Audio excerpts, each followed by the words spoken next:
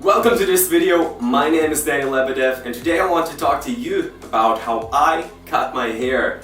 Over the last few years, sometimes I got the question, of where do you cut your hair, how do you style it, it looks not too bad. So at this point I want to make a video about that because I cut my hair by myself and it's not super easy, but it's not as hard as you would think it is. So just give me like 3 or 4 minutes and I'm going to explain you how I cut my hair as well as how I style it. And it is inspired by Justin Timberlake because 2-3 years ago I was seeing him having that new haircut, kind of like that. And I was like, yeah, that looks good, I want to do that. And I think it turned out kind of like that, a little bit shorter. Usually I wear it longer as well, but you're gonna see it all in the video. Enjoy.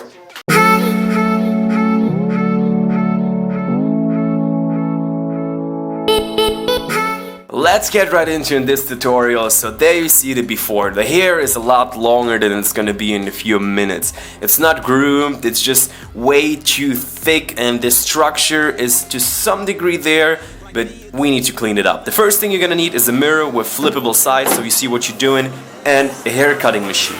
So now we can get going. First of all, you put the machine to like 15, 18 or 21 millimeters to kind of get a feeling for how long your hair is, and you start to cut down your hair on the sides. Once you kind of have a feeling for how long it is, in my case I think it was around 80 millimeters, I start to drop down to 15 to 12 to 9 millimeters until a point where I get to like 3 millimeters and my sides are really shorter.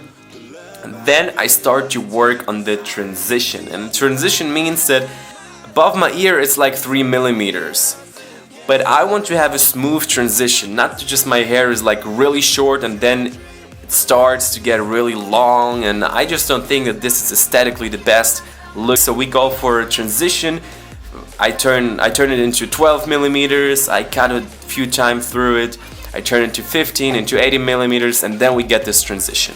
Then I go for the longer hair comb for this thing on top and start to cut down the longer hair on top of my head.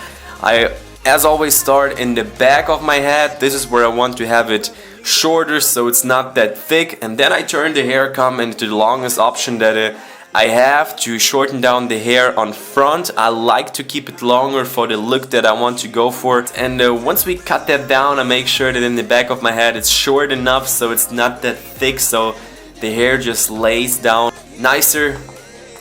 And then we go for the most important part, to have that fresh look for the contours of your hair.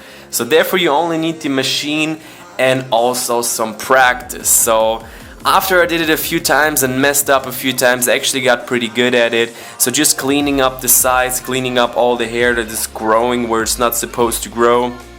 Just getting that fresh look, getting the contours. And at the end, that's basically the final result. I'm also gonna show you how I style my hair.